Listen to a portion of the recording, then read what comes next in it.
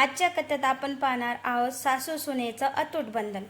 पावसाची रिमझिम सुरू होती. संध्याकाळचे 7 वाजले होते. अनघा लग्न होऊन देशमुखांच्या घरी आली होती. घर मोठं होतं, पण मन मात्र खूप दूर होती. दारात आरती झाली, गृहप्रवेश झाला, पण सासू शारदाबाई यांच्या चेहऱ्यावर आनंद नव्हता. त्या मनातच म्हणाल्या, ही मुलगी माझ्या मुलासाठी योग्य नाही. अनघाने मात्र सासूच्या पाया पडत शांतपणे आशीर्वाद घेतला. दुसऱ्या दिवसापासून तिची परीक्षा सुरू झाली. अनघा, चहा असा कोण बनवतं? भाजीत मीठ जास्त आहे. घरचं कामही नीट जमत नाही. दररोज काही ना काही कारणावरून शारदाबाई तिच्यावर राग काढायच्या. पती आदित्य ऑफिसला गेल्यावर अनघा एकटीच सगळं सहन करायची. तिने कधीच उलटं उत्तर दिलं नाही. एक दिवस शेजारच्या काकूंनी विचारलं, बाळा, एवढं सगळं सहन कसं करतेस? अनघा हसली. आई रागावली म्हणून मुलगी घर सोडून जात नाही. मग सासू रागावली म्हणून सून नातं का सोडेल? हे वाक्य शेजारच्या काकूंनी ऐकलं, पण योगायोगाने दारामागे उभ्या असलेल्या शारदाबाईंनीही ऐकलं. त्यांच्या डोळ्यात क्षणभर पाणी आलं, पण त्यांनी ते कोणालाच दिसू दिलं नाही. काही दिवसांनी शारदाबाई अचानक बेशुद्ध पडल्या. डॉक्टरांनी तपासणी केली. रिपोर्ट पाहून डॉक्टर गंभीर झाले. आपल्याला काही महत्त्वाच्या टेस्ट कराव्या लागतील. हे ऐकताच आदित्य घाबरला. अनघाने त्याचा हात धरला. काळजी करू नका, आईला काही होऊ देणार नाही मी. तिने स्वतःचे दागिने गुपचूप गहाण ठेवले आणि उपचारासाठी पैसे भरले, पण तिने ही गोष्ट घरात कोणालाच सांगितली नाही.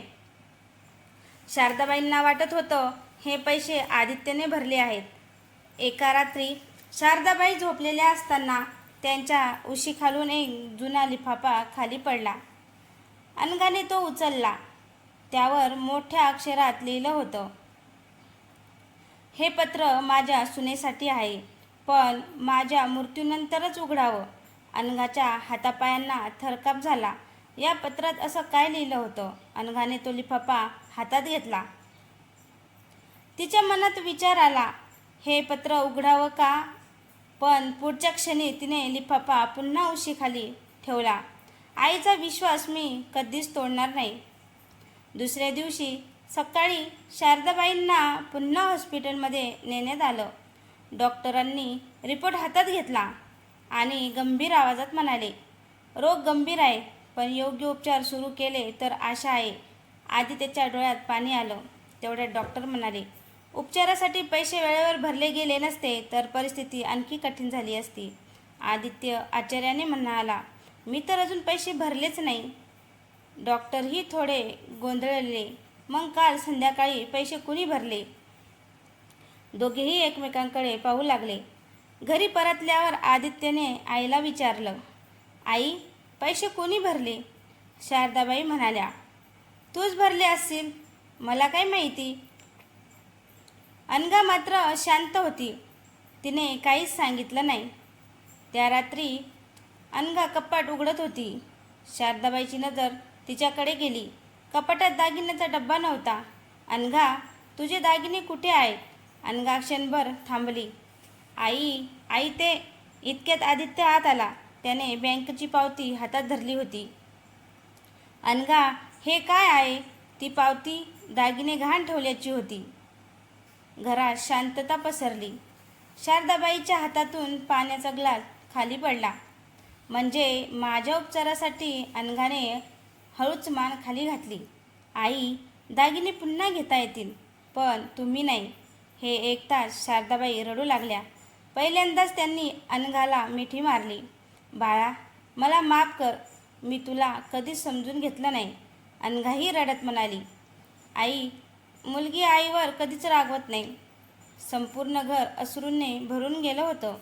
काही दिवसांनी शारदाबाईंची तब्येत सुधारू लागली. एक सकाळी त्यांनी अनघाला जवळ बोलावलं. त्यांनी उशीखालून तो जुना लिफाफा काढला. बाळा, आता हा उघड. अनघाच्या हातांना थरथर सुटली. तिने हळूच पत्र उघडलं. पहिल्याच ओळीत लिहिलं होतं, जर तू हे पत्र वाचत असेल तर याचा अर्थ तू माझ्यासाठी खऱ्या मुलीप्रमाणे उभी राहिली आहेस. अनघाच्या डोळ्यातून अश्रू वाहू लागले. पण पत्रांच्या शेवटच्या पानावर असं काही लिहिलेलं होतं, जे वाचून ती आणि आदित्य दोघेही थक्क झाले. अनघाचे हात थरथरत होते. तिने पत्राचं शेवटचं पान उघडलं.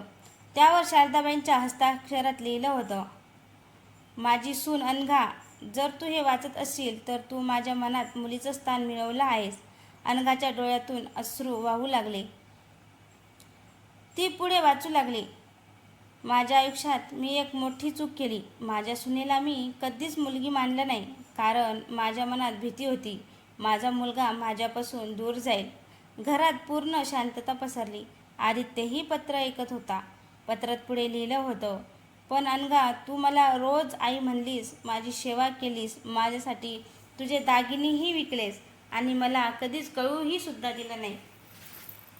शारदाबाई रडू लागल्या. बाळा, मी तुझ्यावर अन्याय केला. अनघाने त्यांच्या डोळ्यातले अश्रू पुसले. आई, आता हे सगळं विसरून जाऊया. काही दिवसांनी शारदाबाई पूर्णपणे बऱ्या झाल्या. आता त्या अनघाला स्वतःच्या मुलीप्रमाणे जपू लागल्या. एक दिवस त्यांनी सगळ्या नातेवाईकांना घरी बोलावलं. सर्वांना आश्चर्य वाटलं. शारदाबाई उठल्या आणि म्हणाल्या, आज मला एक सत्य सांगायचं आहे. सगळे शांत झाले. त्या म्हणाल्या, आजपासून अनघा माझी सून नाही. क्षणभर सगळ्यांच्या चेहऱ्यावर प्रश्नचिन्ह उमटलं. शारदाबाई पुढे म्हणाल्या, ती माझी मुलगी आहे. हे ऐकताच अनघाच्या डोळ्यातून अश्रूंचा बांध फुटला. शारदाबाईंनी तिचा हात धरला. आजपासून या घरात सासू सुनेचं नातं संपलं. आता फक्त आई आणि मुलीचं नातं आहे. सगळ्या नातेवाईकांनी टाळ्यांचा कडकडाट केला. आदित्यच्या डोळ्यातही आनंदाश्रू होते. पण कथा इथे संपली नाही. त्या रात्री शारदाबाई कपाट आवरत होत्या. त्यांना जुन्या कागदपत्रामध्ये एक फाईल सापडली. त्या फाईलमध्ये एक हॉस्पिटलचा जुना रिपोर्ट होता.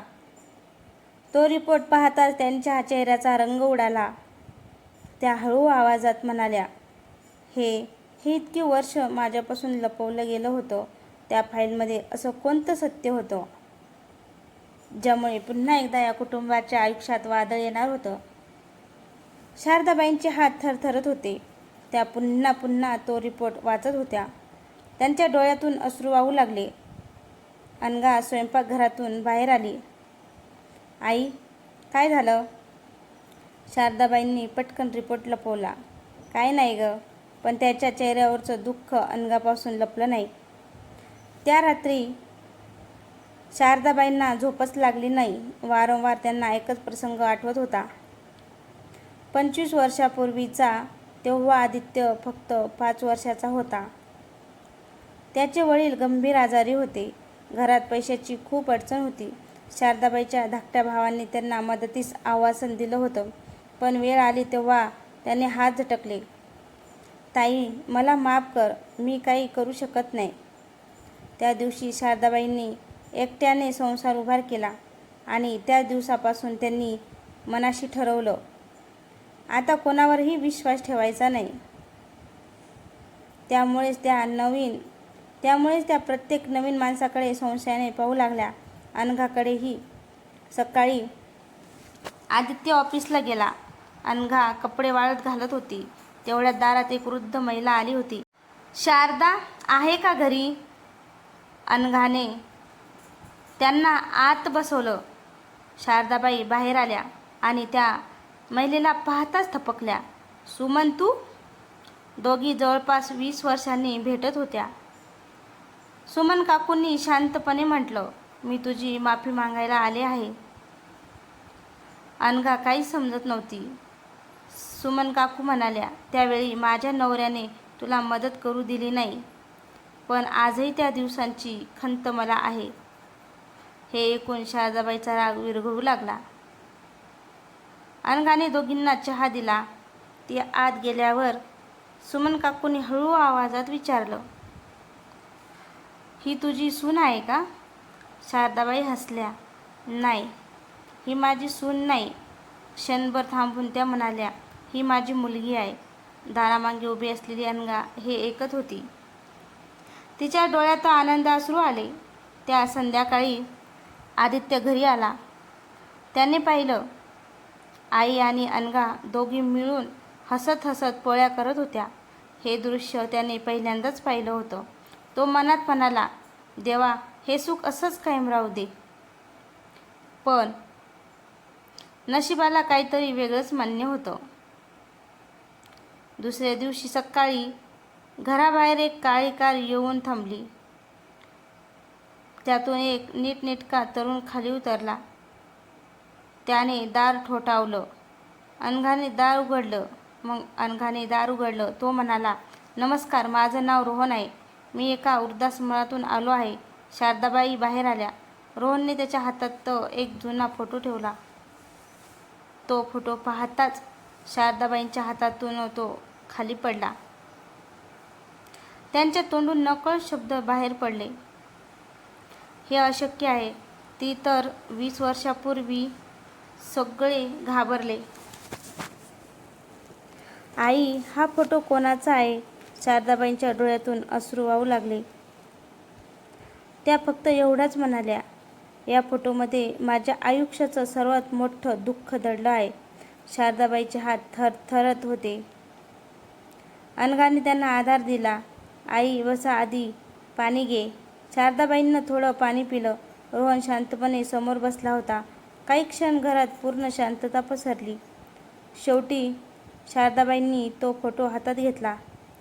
फोटोमध्ये एक 10-12 वर्षांची हसरी मुलगी होती. तिच्या केसात 2 वेण्या होत्या. अनघाने हळू आवाजात विचारलं, आई, ही कोण आहे? शारदाबाईच्या डोळ्यात अश्रू आले. त्या म्हणाल्या, ही माझी मुलगी आहे. अनघा आणि आदित्य दोघेही स्तब्ध झाले. मुलगी?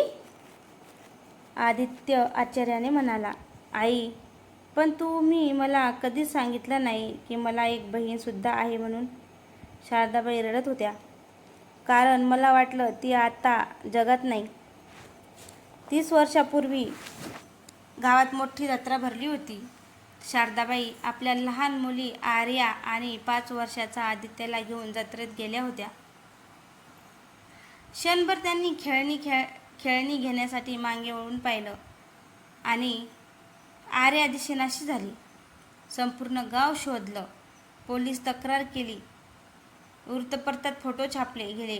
पण आर्या कधीच सापडली नाही. त्या दिवसानंतर शारदाबाईंनी स्वतःला दोष द्यायला सुरुवात केली. त्या आतून तुटल्या होत्या आणि हळूहळू कठोर बनल्या होत्या. रोहनने शांतपणे एक फाईल पुढे केली. मावशी, ही मला वृद्धाश्रमात मिळाली. त्यात जुन्या नोंदी होत्या. एका वृद्ध महिलेने मृत्यूपूर्वी सांगितलेलं होतं, 20 वर्षापूर्वी मला जत्रेजवळ एक छोटी मुलगी रडताना सापडली होती. मी तिला माझ्या मुलीसारखं वाढवलं, पण तिचं खरं कुटुंब मला कधीच सापडलं नाही. त्या मुलीच्या गळ्यात एक छोटंसं चांदीचं लॉकेट आहे. शारदाबाईच्या डोळ्यात चमक आली. त्या धावत कपाटाजवळ गेल्या. त्यांनी एक जुना डब्बा काढला. त्यात त्याच लॉकेटचा दुसरा भाग होता.